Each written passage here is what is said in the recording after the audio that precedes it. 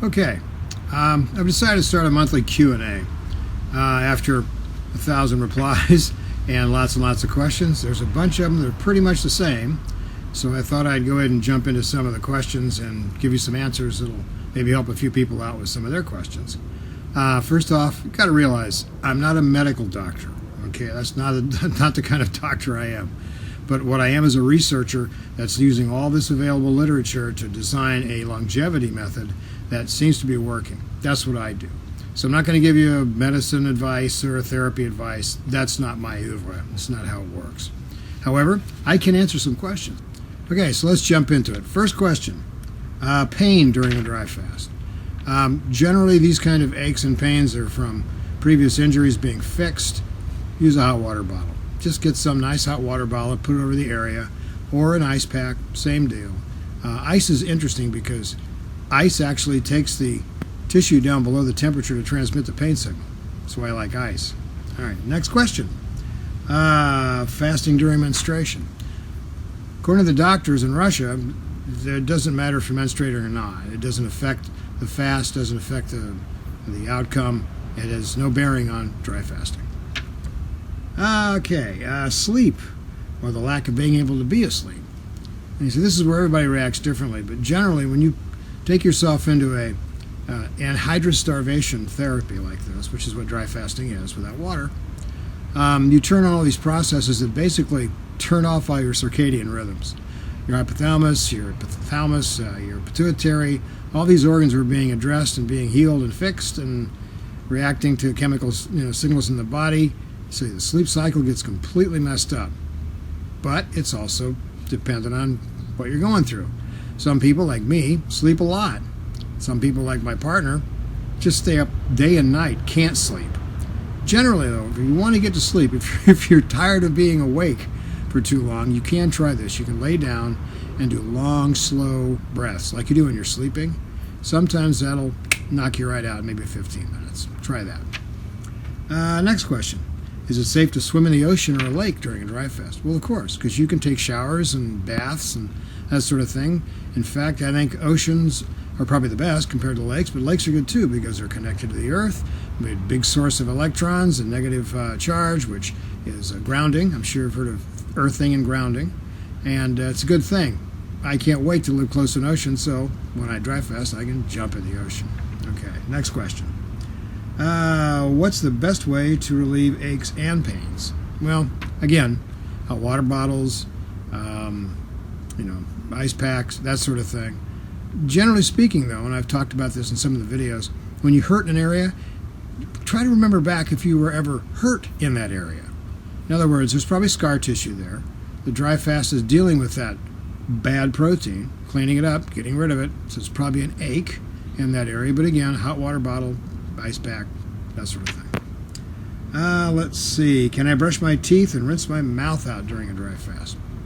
Absolutely. No toothpaste, no soaps in the bath, no toothpaste and brush your teeth. Just a dry brush or a brush with some water in your mouth and spit it out. You can't let any water go down the GI tract. That's the whole thing here. So, yeah, you can brush your teeth and rinse your mouth out, but you got to spit it out as much as you can. You can't swallow any external water. Okay, is it normal for the lips to chap? Yeah, mine did. The first dry fast I did, I got really chapped lips.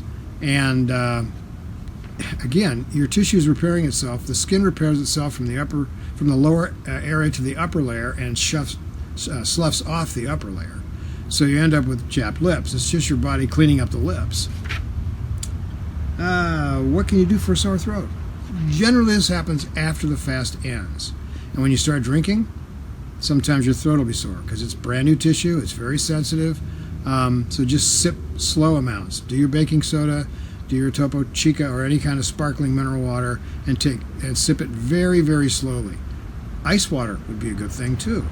So that's what I would do. Just sip slowly when the sore throats happen after a dry fast. I've never experienced, but some people have talked about it. Let's see. Can I use lotions during the fast on my skin? Really? No. I mean, no.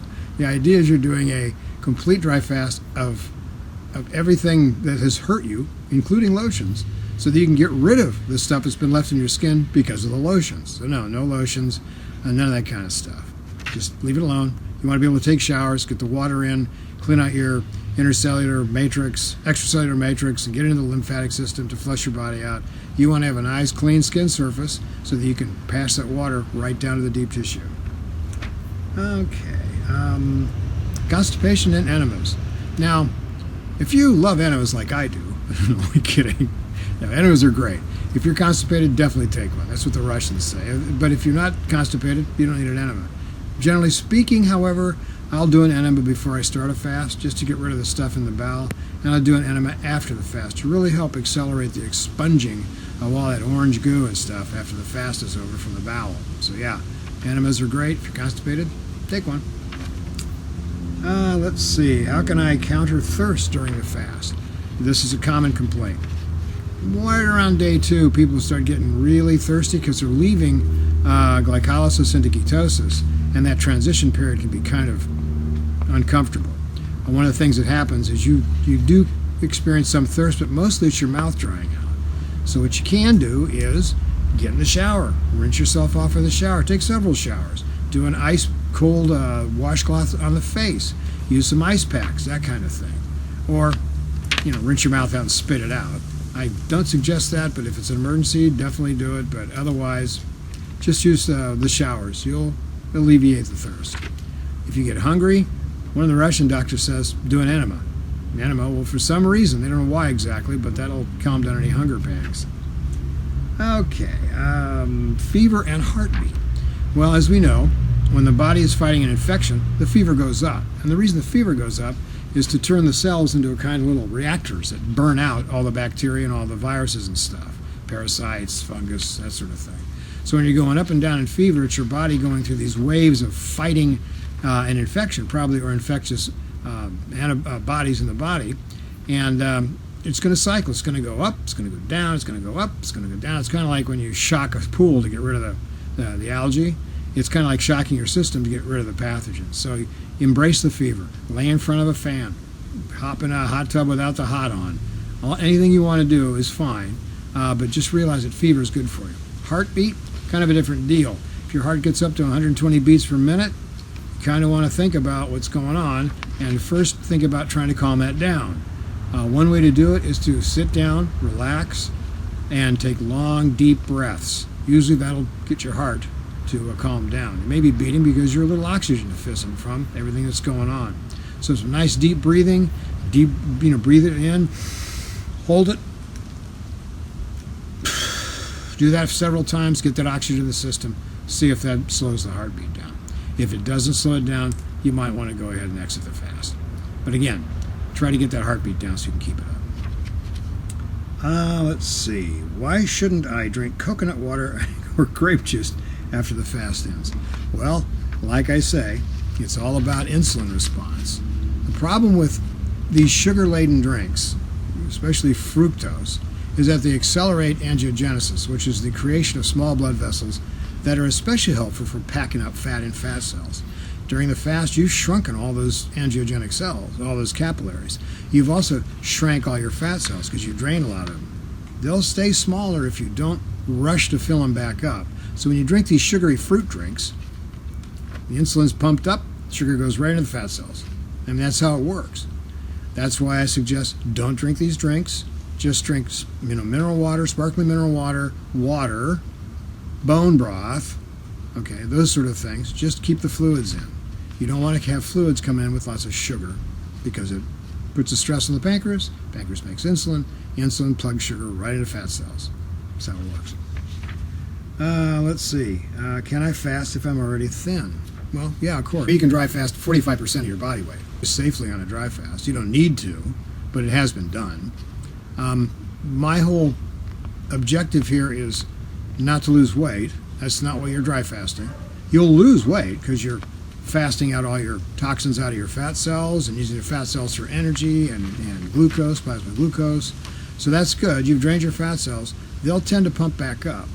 And you'll notice when you do a dry fast, you lose about 9 or 10 pounds in the first couple of days because you're losing a lot of water to turn on the autophagy things. Okay, that's fine. Problem is, as soon as you drink water, it's going to come back. And if you start eating lots and lots of sugars, you're going to fill those fat cells up and even gain more weight. So the idea here is, yes, you can dry fast if you're skinny. If you're so skinny you have very little fat in your body, it will then turn, in about day 5 or 6 or 7, turn to broken and damaged cells because dry fasting selectively eliminates superfluous tissue, which are broken, damaged, senescent cells. So they'll get broken up into proteins and water because all these weak cells, they're 90% water, 10% protein. Fat may be 90% lipids and 10% water. But when you start breaking those ones up, you get more water, you get lots of new proteins. The proteins break down into amino acids. The amino acids rebuild cells, born again like the phoenix. So look, if you have more questions, please feel free to leave them on the forum. Please feel free to leave them on this video. I will be assembling more and more questions for next month, but this is month 1 of the monthly Q&A. And I hope you're enjoying dry fasting. I want to compliment all the people that have gone through the 7-day dry fast that I posted last week. And I'm really proud of you guys. You did great. As you can see, it's a lot easier than you thought. Anyway, have a great day, and I will talk to you soon.